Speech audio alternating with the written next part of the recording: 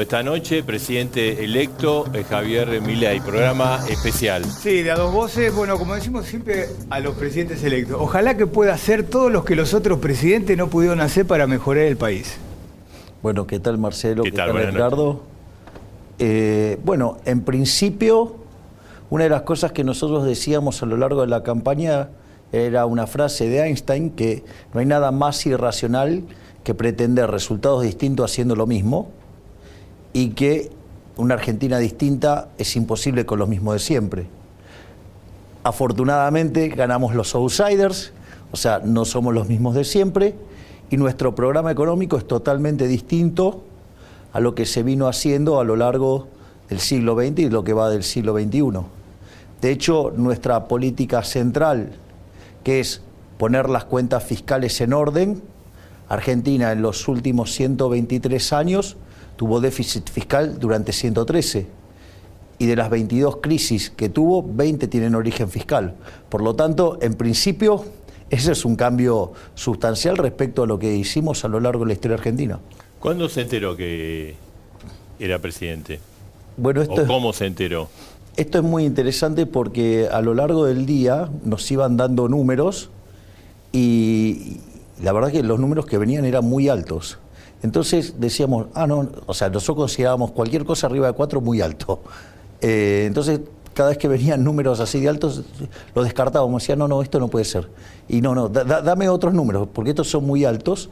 O sea, no creían esos números. Claro, ya era el bilardismo 101, había llegado a niveles de fundamentalismo muy fuertes, y cuando después ya teníamos noción de que las diferencias que se estaban hablando parecían irreversibles, bueno, entonces dijimos, bueno, ganaremos, pero vamos a ver por cuánto. Y cuando el ministro Massa me llama para avisarme que iba a estar reconociendo la derrota, ahí, bueno, asomamos a los números y nos encontramos con esta diferencia de 12 puntos, ¿no? Ahora, no me diga que el sábado no humeaba que iba a ganar, porque del otro lado, Unión por la Patria, el sábado estaban totalmente destrozados, porque decían, perdimos la elección. Nosotros teníamos números que parecían mostrar que ganábamos, pero de vuelta, nosotros hasta que no estuvieran los números... Y para un bilardista... Sí. Claro. Ahora, presidente, lo vamos a llamar presidente, ¿no? No, Milei. Presidente... Digo, sigo siendo Milei. Claro, está bien. Vamos a usar las dos términos.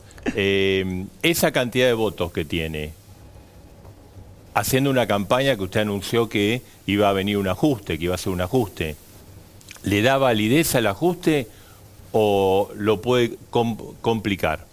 Yo creo que la cantidad de votos que hemos conseguido y la diferencia que hemos conseguido es un mandato. Es decir, porque aparte, yo lo voy a poner en estos términos. Primer punto, soy el primer presidente liberal libertario de la historia de la humanidad. No existe un liberal libertario que haya llegado a la presidencia, no existe, es una cosa no convencional. Ese es el primer punto. El segundo punto es, a lo largo de la campaña, fui el único que hizo propuestas. Fui el único que presentó un programa de gobierno. Y fui el único que dijo que había que hacer el ajuste. A ver, Argentina está al borde de la peor crisis de su historia. Tiene lo peor de la crisis de Alfonsín, o sea, la chance de la hiperinflación, tiene lo peor de la crisis del Rodrigazo del 75 y tiene indicadores sociales peores que los que teníamos en el 2001.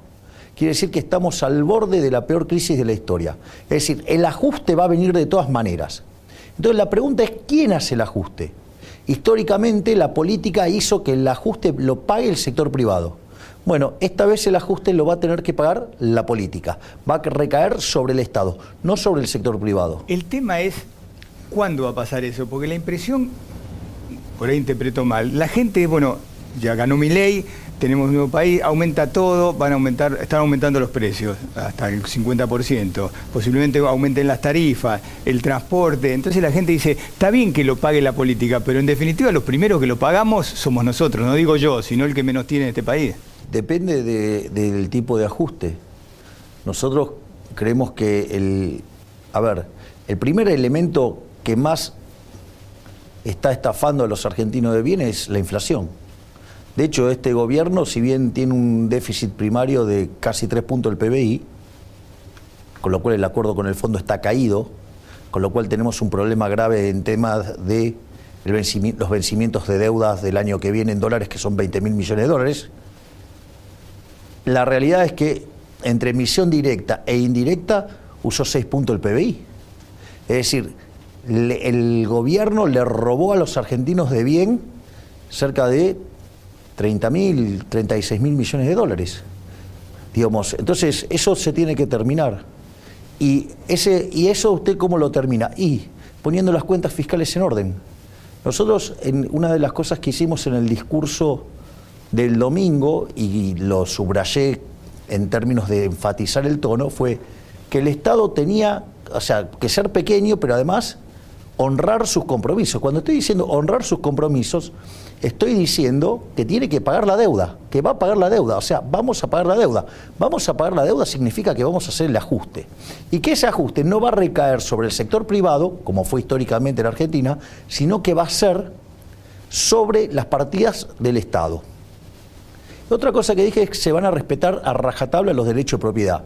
Básicamente lo que estoy diciendo en algún sentido es, miren, en el caso de las LELIQs, se va a dar una solución a ese problema vía una solución de mercado, es decir, una solución voluntaria, es decir, sin expropiación, ninguna locura tipo Plan Bonex o cosas aberrantes como esa. Y otra cosa más, a las empresas reguladas se les respetan los contratos. Por lo tanto, digamos, también tienen que reconfigurar la situación de las... Incluso las empresas de la construcción, porque usted dijo que la obra pública termina el 10 de diciembre. La obra pública se termina. Es decir, no tenemos plata.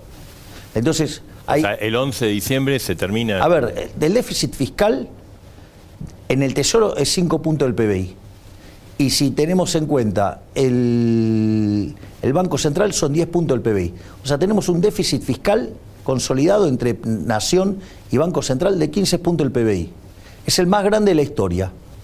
Si no hacemos nada, terminamos en una hiperinflación. Si empezamos a decir, ay, no, esta partida no se puede, con todos los que, obviamente que todos los que están vinculados a las partidas dicen que no se pueden tocar.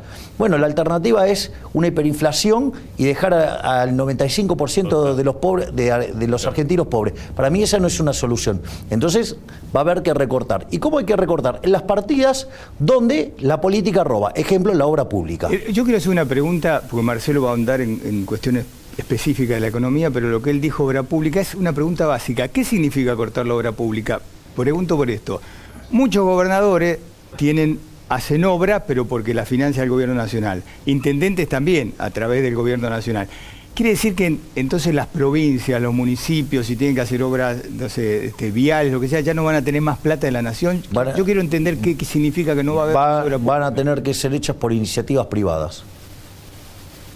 Claro. ¿Y qué pasa con, porque ahora hay obras en marcha, si se cortan, qué pasa con los obreros? Porque dice, yo corto la partida política, pero la contrapartida de eso son empleados. Se licita, digamos, para que le haga el sector privado.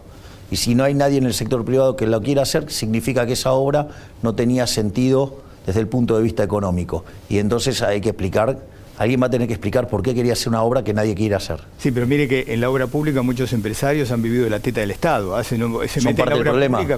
Son parte del problema. La Cámara Argentina de la Corrupción es parte del problema. O sea... ¿Cámara Argentina? De la corrupción. ¿Qué? ¿De la construcción? Ah, sí, la de los cuadernos. Ajá, bien. Entonces, la realidad es que me parece que no corresponde y se puede hacer de otra manera. Javier, le quería preguntar, durante la campaña electoral, el ministro Massa, adversario suyo, dispuso la rebaja del impuesto a las ganancias, la eliminó prácticamente el impuesto a las ganancias cuarta categoría, y la reducción del IVA. ¿Esas dos medidas se van a sostener o se van a cambiar, van a caducar? Vamos a bajar el gasto público para mantener el equilibrio fiscal. O sea, las bajas de impuestos siempre favorecen a la gente. Así es que lo que hay que hacer es bajar el gasto público. Nosotros vamos a una hipótesis de déficit financiero cero.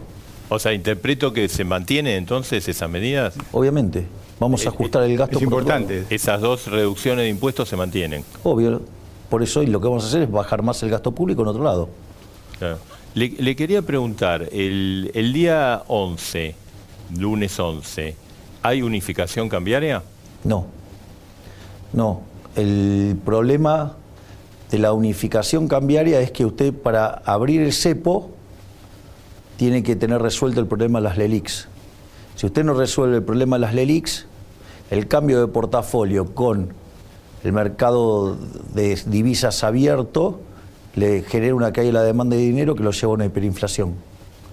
Entonces, primero hay que resolver el problema de las LELIQs, y una vez que se resuelve el problema de las LELIQs, se puede abrir el mercado. Y dentro del cepo, de este esquema, ¿va a haber un desdoblamiento cambiario, es un dólar comercial y un dólar financiero? De hecho, digamos, el dólar financiero existe, es el dólar contado con liqui. Claro, pero no es que se va a institucionalizar dos mercados. No debería, no, el punto es no se debería perseguirse a nadie por hacer operaciones en otro mercado. En el mercado. Milei, ¿qué le dice usted a los argentinos que tienen los ahorros en pesos? Que tienen plazo fijo. Es un problema de ellos, digamos, es una decisión de portafolio de cada uno de ellos. ¿Se acuerda que usted en la campaña dijo que no era conveniente tener plazo fijo, que los pesos son, creo que un excremento, algo así? ¿Eso se arrepiente o fue algo que generó mucho ruido? Ahora como presidente, claro, que lo veo que le puso un pie en el freno. No. A ver, primero porque es una decisión a título personal. Y segundo, en ese sentido mi idea de terminar con el Banco Central no es que la he dejado de lado. O sea, digamos, la pregunta es ¿por qué deberíamos tener Banco Central? ¿Cuándo se creó el Banco Central? 1935. ¿no? Así es. ¿Cuánto era la inflación antes? 0,9%. Los primeros 10 años del Banco Central, que era mixto, saltó al 6%. Y después, de ahí hasta 1991, la inflación promedio fue, para darla bien, sin redondear, 219%. Tuvimos 2 hiperinflaciones sin guerras, le quitamos 13,0 a la moneda, destrozamos 5 signos monetarios. La pregunta es, y eso se terminó con la convertibilidad. La convertibilidad de la inflación promedio fue del 9%, pero concentrada en el primer año y medio, los primeros 20 meses. Y después, ¿qué hicieron? Volvieron a las andadas, salimos de la convertibilidad, y entonces ahí nos dijeron que esta vez iba a ser diferente. La inflación en los primeros 4 años del kirchnerismo fue cercana al 10%, en el segundo periodo kirchnerista fue 20%, después 30%, con Macri 40%, y hoy la inflación en la punta viene viajando al 300%. La pregunta no es ¿por qué no tener Banco Central? La pregunta es ¿por qué tener Banco Central si es un mecanismo de estafa tan grosero? Yo hago la pregunta al revés. ¿A ustedes les parece bien que los políticos le roben 6 puntos del PBI? No estamos de acuerdo con que nadie le robe a nadie. Y bueno, pero eso es lo que está haciendo con la política monetaria que hizo este gobierno. ¿Y Ocampo va a ser el presidente del Banco Central? ¿Está decidido o eso por ahora no está decidido? Bueno, digamos, a mí me gusta mucho la propuesta que tiene Emilio. Es decir, ahora hay que ver si la situación de mercado permite instrumentar una solución como la que plantea Emilio, y si Emilio está dispuesto a instrumentar una operación que no sea la que él tenía planeada originalmente. O sea, todavía no está firme entonces. Bueno, eso es decisión de Emilio, o sea, si las condiciones de mercado no están dadas como para que se instrumente la solución que él planea. Ahora, con una transición tan corta, ¿se puede hacer transición en economía sin saber el nombre del ministro de Economía? Sí, claro, porque ¿usted sabe cuántos presidentes economistas tuvo la Argentina en su historia? No. Uno, yo. Economista sí, es el primero. Hubo muchos abogados. ¿Y usted de qué cree que vivía yo antes de estar en esto? O sea, que el ministro de Economía va a ser usted. No, no es que voy a ser yo, pero la visión, el que imprime la visión soy yo. Es decir, entonces la verdad es que todas esas especulaciones parecen bastante esotéricas. Porque ya pasó, ¿usted se acuerda del gobierno de Kirchner que decía que Néstor Kirchner quería cualquiera, total el ministro de Economía iba a ser él? Bueno, Nosotros tenemos ministro de Economía, pero es cierto que la impronta y la lógica, digo, está claro que... Va a ser difícil para el ministro de Economía lidiar con un presidente bueno, de hecho, economista, ¿no? Bueno, de hecho, eso una vez lo comentó Juan Carlos de Pablo. Decía, si hay un trabajo que no querría tener en este momento debe ser el ministro de Economía de Milei, porque me va a volver loco. Ahora, hicimos muchas entrevistas durante la campaña. Usted nos dijo, el 22, el 23 anunció el ministro de Economía. El 25 lo entrevistamos. Bueno, ahora el 20. Bueno, pasaron cosas en el medio, ¿no? Claro, pero digo, entonces, si ¿quién es el ministro de Economía? Lo voy a anunciar cuando lo tengo que anunciar. Que, digamos, quédese tranquilo que el 10 de diciembre lo va a conocer. Bien. Cuando esté tomando juramento. Bueno, pero coméntenos a nosotros antes. No hace la diferencia porque justamente la visión de la economía, Dios, la bajo yo, así que yo no tengo problema. Le digo por qué, porque todo entendido de su jefe de gabinete, ¿no? Pose. Sí. Estuvo hablando con el Fondo Monetario y en esa conversación participó Luis Caputo. Bueno, es una persona que está en condiciones de estar en el cargo sin lugar a dudas. O sea, es alguien que tiene la expertise necesaria para desarmar el problema monetario que tenemos y darle una solución desde los mercados financieros como para salir del problema de las LELIQs y terminar con el cepo. ¿Dio en el clavo Marcelo entonces con el ministro? Creo que la metí en el ángulo, mirá. Sí. No, digo, es alguien que está en condiciones de resolver eso. Le quería preguntar, para cerrar el tema dólar, ¿cuál es el valor del dólar razonable que tendría que tener la economía para usted hoy, o cuando asuma el 10 de diciembre? Hayek llamaría eso la fatal arrogancia. Es decir, no existe forma de hacer ese cómputo, porque para usted hacer ese cómputo... Al dólar oficial me refiero, al comercial, ¿no? De vuelta, hay un conjunto de restricciones que nosotros vamos a empezar a levantar una vez que levantemos las LELIQs, que terminemos con ese problema. Ahí se levantará el cepo y el dólar será el que el mercado determine. Pero le digo por qué, porque vio que Massa el lunes tomó una medida del dólar exportador, ¿no? Que es 50% mercado con el contado con liqui, 50 el dólar. Eso da hoy 650 pesos. ¿Ese es un valor razonable para el dólar comercial? Yo no hago juicio de valor sobre los precios. Los únicos precios que son razonables son los precios de mercado. Cualquier precio después administrado no es razonable. ¿Y qué le dice a la gente que está yendo al supermercado y encuentra cosas del 50% más caras en 2 días? Que es la consecuencia de la política económica de este gobierno que se está yendo y por eso perdió. Porque es un desastre. Y es más, le voy a decir algo. La política económica tiene rezagos. Por ejemplo, la política monetaria, usted hace algo hoy y los efectos recién lo ven dentro de 18 a 24 meses. Y la política fiscal también tiene rezagos. ¿Eso indica que vamos a tener que convivir con la inflación por un tiempo? Sí, exacto. Pero lo importante va a ser que una vez generados los reacomodamientos, la inflación entre en un sendero decreciente. ¿Y eso cuánto? Eso puede tardar entre 1 año y medio y 2 años. Bueno, digo, esa es la verdad, digamos, o sea, yo no le... A ver, si hay algo que voy a hacer es decirle al menos lo que es mi verdad a los argentinos. Eso no es negociable. Yo voy a decir lo que siento, lo que pienso, lo que creo que es, y voy a actuar en consecuencia. Va a hablar con la verdad. El 10 de diciembre, bueno, vas a hablar ante la Asamblea Legislativa, va a ser una auditoría o una exposición de lo que recibe. Exactamente, voy a ir al hueso explicando cuál es el estado de situación en el cual recibimos el país. Hay un tema, perdón, sí, Edgar, que le quería preguntar que generó algún ruido con respecto a que, digamos, diciembre es un mes especial porque se paga medio aguinaldo. ¿Qué pasa si el Estado no tiene todo para pagar todos los gastos más el medio aguinaldo? Ajustará otros gastos. O sea, el aguinaldo está asegurado que se va a pagar. No hay plata. Cuando no hay plata, ¿qué hacemos cuando no hay plata? Recortamos gastos, pero bueno. Bueno, entonces uno puede recortar el salario o otra cosa, digamos. Bueno, digamos, mi premisa es que a la gente no se la toca. Así que caerá el ajuste sobre los gastos que hace la política. Milei, sabiendo que veníamos a hacer esta nota, uno va recibiendo mensajes, pero recibí... no sabe la cantidad de mensajes que recibí. Recibí varios de un punto interesante, que no me afecta a mí, pero sí a mucha gente. ¿Qué piensa hacer usted con los tenedores de crédito UVA que están tan castigados? A ver, los tenedores de créditos UVA, ellos tomaron esos créditos en función de un diferencial de tasa de interés. Digo, es como que... Pero la inflación se fue al demonio, ¿no? Ahí está el problema, la inflación al demonio y los salarios... Vamos a ponerlo en estos términos.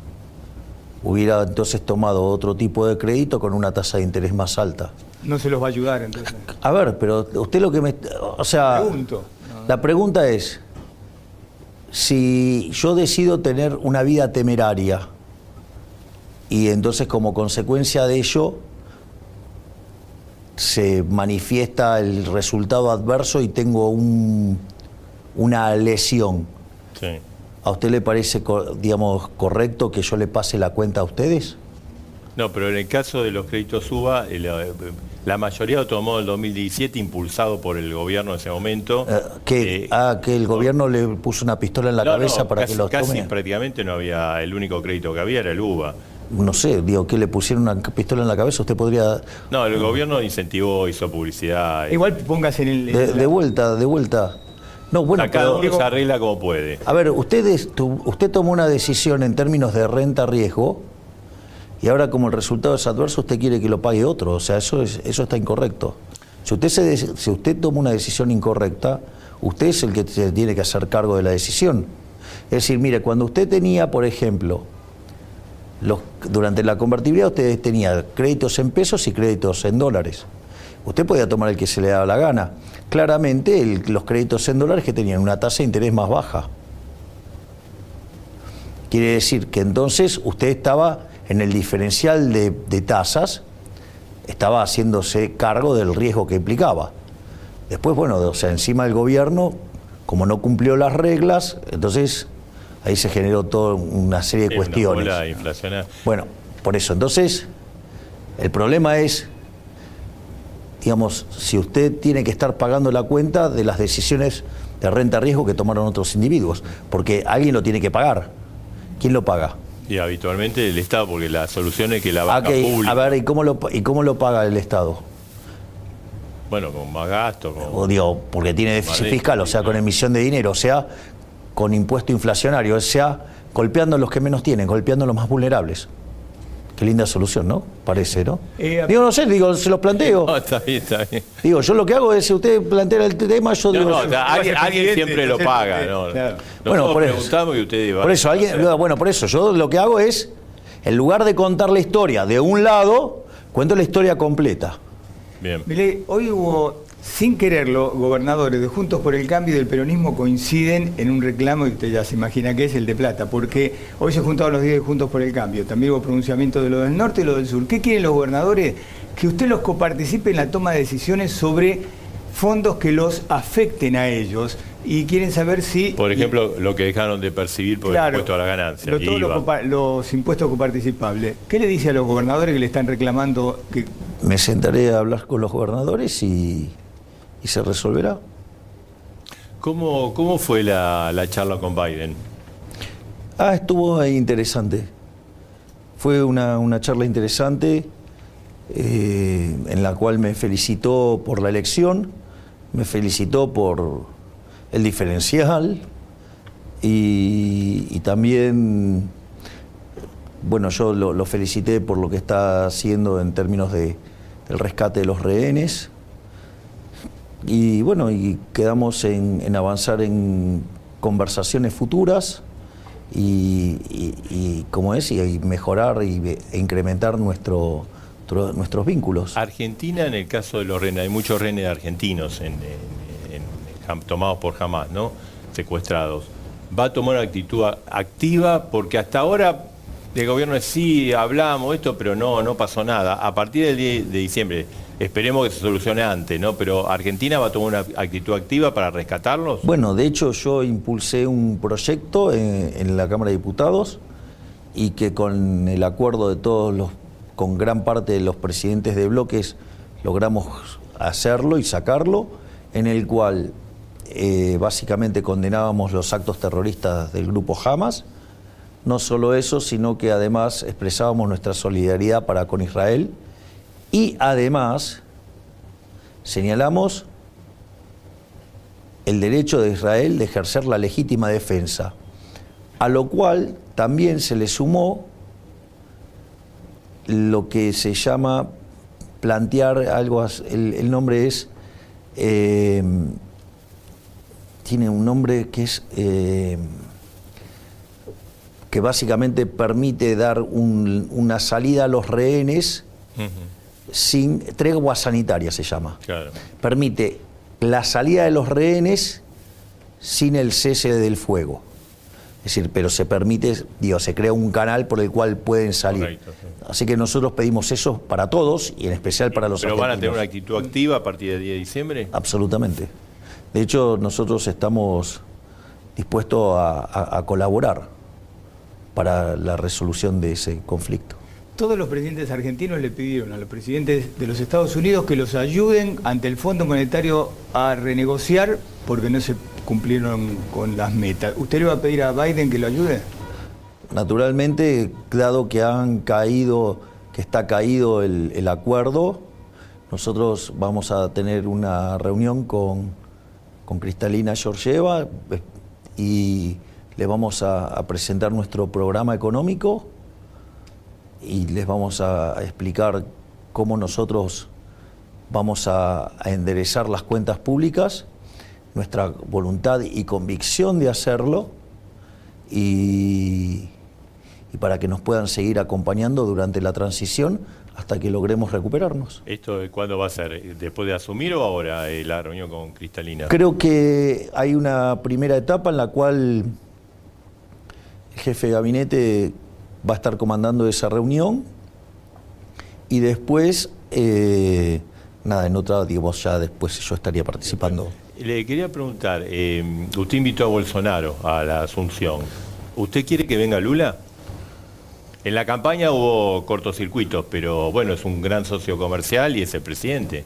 Si Lula, digamos, quiere venir, digamos, será bien recibido. Está invitado. Es el presidente de Brasil.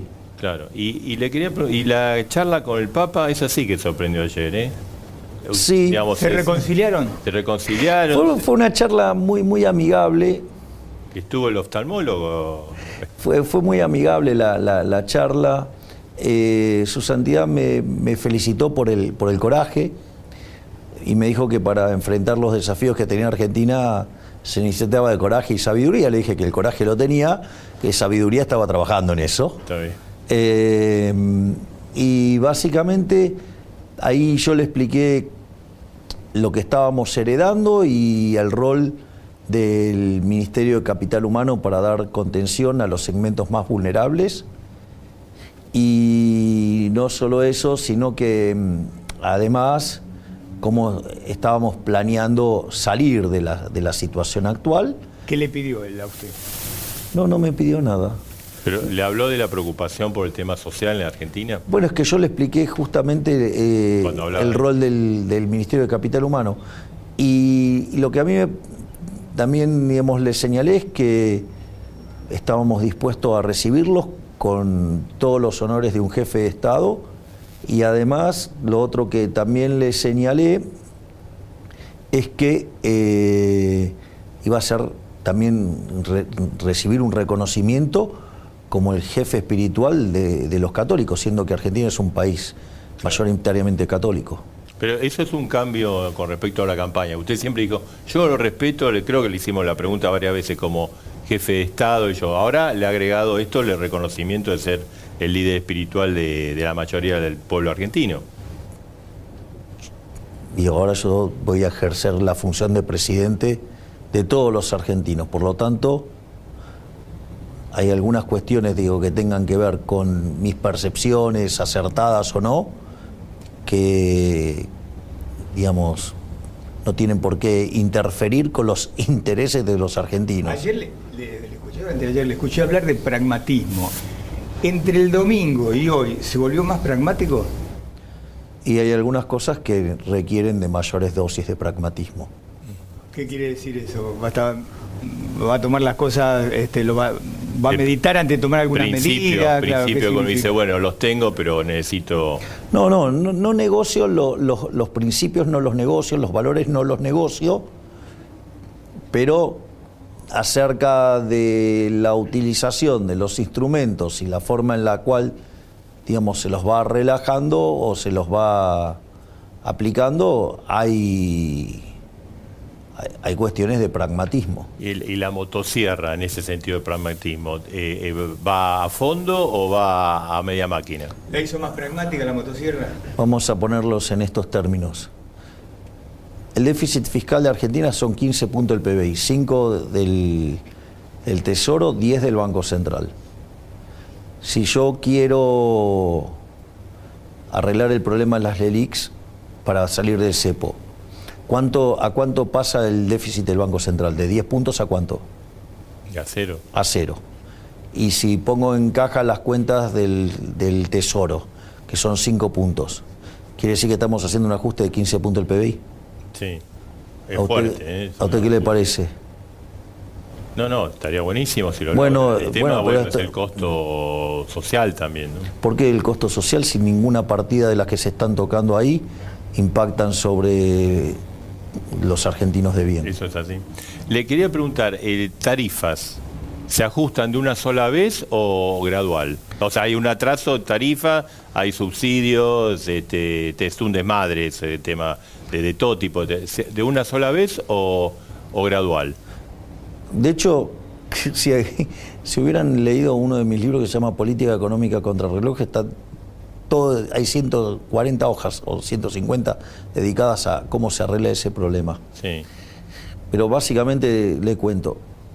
Una de las cosas que le desarmé durante el debate al ministro Massa fue la mentira de que las tarifas del boleto pasaba de 56 a 1100. Y eso lo hice... Usted dijo a 350, algo así. No, ahora por eso, ahora les replico la cuenta para que vean lo que quiero hacer. Ahora, si la tarifa está cubriendo cerca del 17% del costo, quiere decir que yo la tendría que multiplicar por 6 para dejar en equilibrio. Eso me da 3.36, ¿sí? Pongamos 3.40 para hacerlo fácil. Correcto. Ahora, la mitad de eso es impuestos. Con lo cual, si saco los impuestos, estoy en 175, pongámosle 180, ¿sí? Okay. Otra de las cosas que nosotros queremos hacer es eliminar el impuesto a las ganancias reinvertidas. Eso implicaría un incremento del flujo de fondos del 50%. Quiere decir que de los 180 nos vamos a 90 o menos, entre 90 u 80. Con lo cual, de 56 a 80 no hay tanta diferencia. Y además, otra de las cosas que señalé es que la parte que va a tener que incrementarse por el residuo, que es esto que está faltando, eso se hace en función, en la medida que los salarios se van recuperando en términos reales.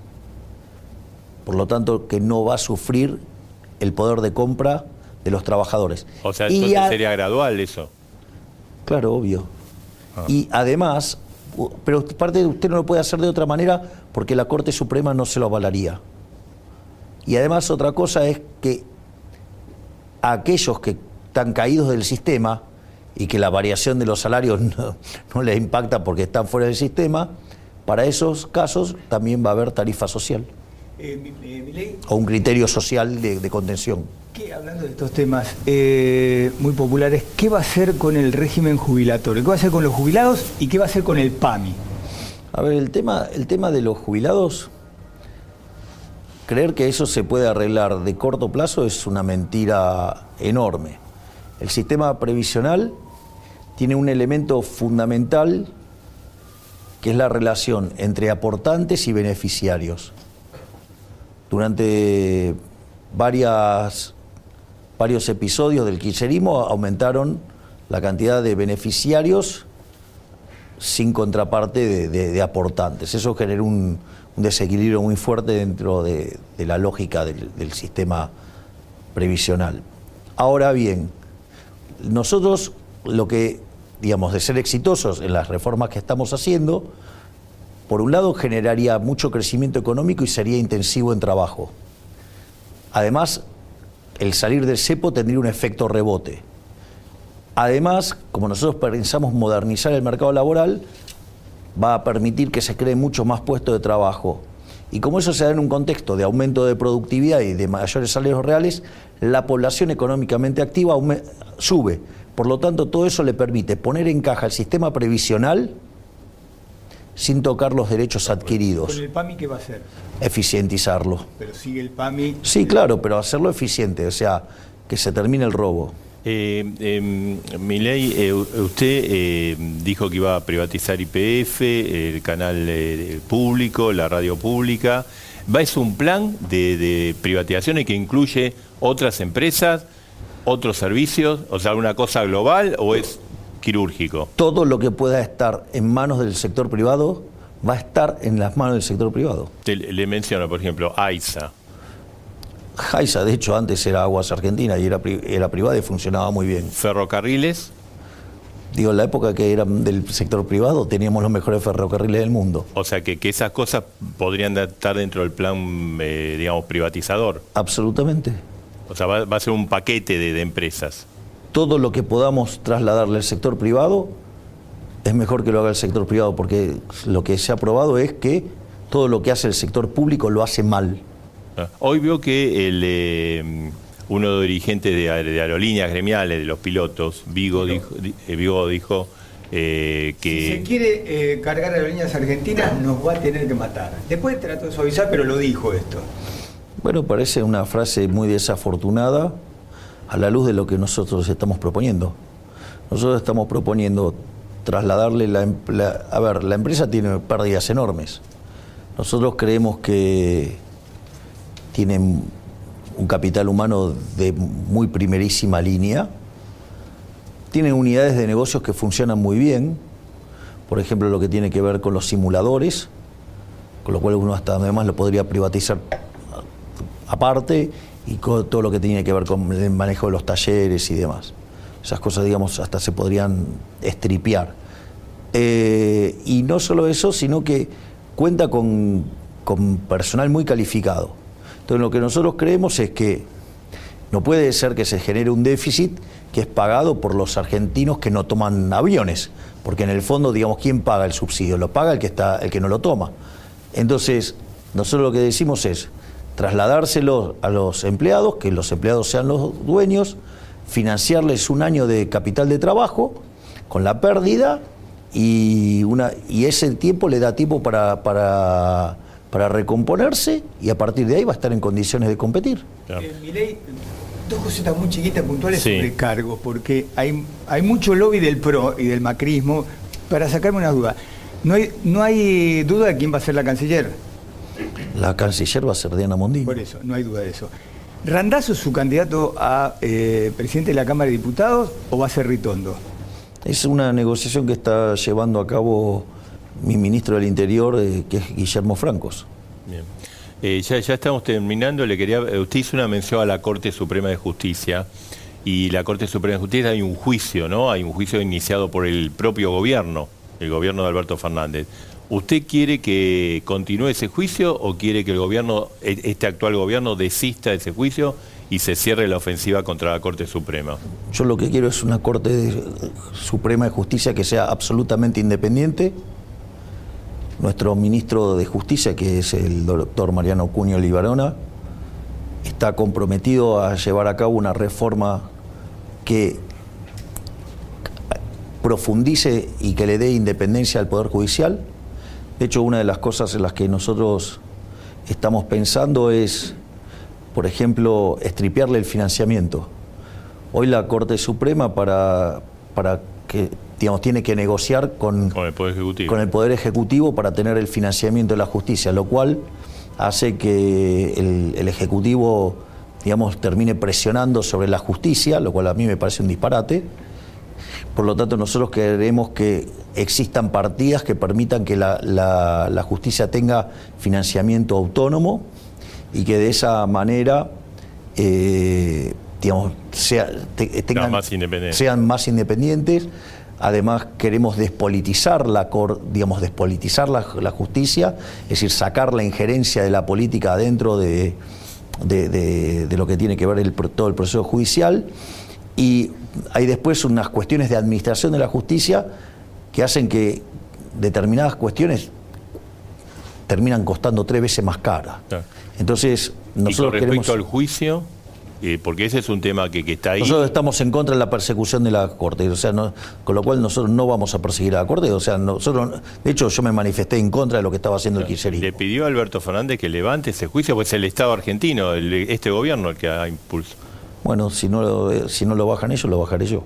Milei, una cosa se me había ido de la mente, hoy lo charlé con Marcelo, me pareció haber visto en el lobby del Hotel Libertador al embajador de China, pero más allá de eso, ¿se va a reconciliar con China y con Rusia? ¿Cuándo me peleé? No, digo por lo que usted dijo de no hacer... Yo lo que dije es, yo señalé con quiénes estaba alineado. Yo dije que estoy alineado con Estados Unidos, con Israel y con Occidente. Y además señalé que yo no voy a promover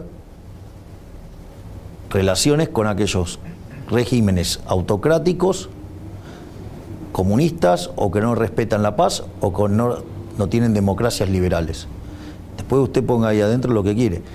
Y además, otra cosa que dije es, los individuos y las empresas tienen total libertad de comercializar con quien quieren, y el Estado no tiene por qué estar interfiriendo en eso. Presidente electo, qué difícil, ¿no? Hacemos una breve pausa, le dejo pendiente una pregunta. Usted va a viajar a Estados Unidos y Israel, ¿no? Espere. ¿Va a hacer alguna escala en Roma? Lo responde, y va a visitar a alguien en Roma. Después de la pausa. Seguimos en A Dos Voces especial, presidente electo Javier Milei, esta noche aquí en Todo Noticias. Habíamos dejado pendiente una pregunta. ¿Usted va a ir a Estados Unidos, a Israel? Sí, ahora tengo planeado viajar concretamente en Estados Unidos, tengo planeado viajar a New York para ir al OEL. ¿Esto es antes de asumir? Antes de asumir, es una cuestión, digamos... Personal, sí. Espiritual, Bien. Obviamente, que voy a ir donde rezaba Correcto. El Rebe. Y después voy a volver, y ya como presidente en ejercicio voy a viajar a Israel, y obviamente si el Papa Francisco me acepta, iría a visitarlo en Roma. Sí. ¿Lo habló ayer esa posibilidad? No lo hablé, pero bueno, lo vamos a intentar. Hacer una escala antes de venir a la Argentina de vuelta, en Roma. Veremos cómo podemos enlazar los viajes para pasar y manifestarle las cosas que le manifesté por teléfono en vivo. Bien. Tenemos que cerrar. Usted es futbolero. ¿Quiere que siga Scaloni como técnico de la selección? Vio que él se quiere ir. Bueno, pero cambió el contexto, así que puede seguir. ¿Usted quiere que siga Scaloni? Obvio. Pensar que, digamos, a Scaloni le cuestionaban que no podía ser técnico de la selección argentina porque no tenía experiencia previa y fue campeón mundial. Bien. Digo, como a mí me cuestionan mi experiencia... Que siga. No, ¿a usted qué le parece? ¿Y ayer reconoció la Quinta de Olivos? Porque usted dice va a estar 24/7 en Olivos trabajando. ¿Le gustó el lugar? Sí, ¿Van a ir sus hijos, los perros? ¿Cómo? Sí, ahí mi hermana está viendo cómo adaptar algunas partes para que yo me pueda llevar a mis hijitos de 4 patas, a Conan, Murray, Milton, Robert y Lucas. Y como es, pero al margen de eso, sí, mi idea es trabajar en la Quinta de Olivos. Eso lo que me permite hacer es trabajar. Digo, yo me levanto muy temprano, desayuno, ya a las 7 de la mañana estoy trabajando de 7 a 24, o sea, con lo cual me evito los viajes, todo, o sea, y cuando tengo alguna reunión que amerita venir pero eso nos va a complicar nuestro trabajo. Bueno, pero ¿sabe qué?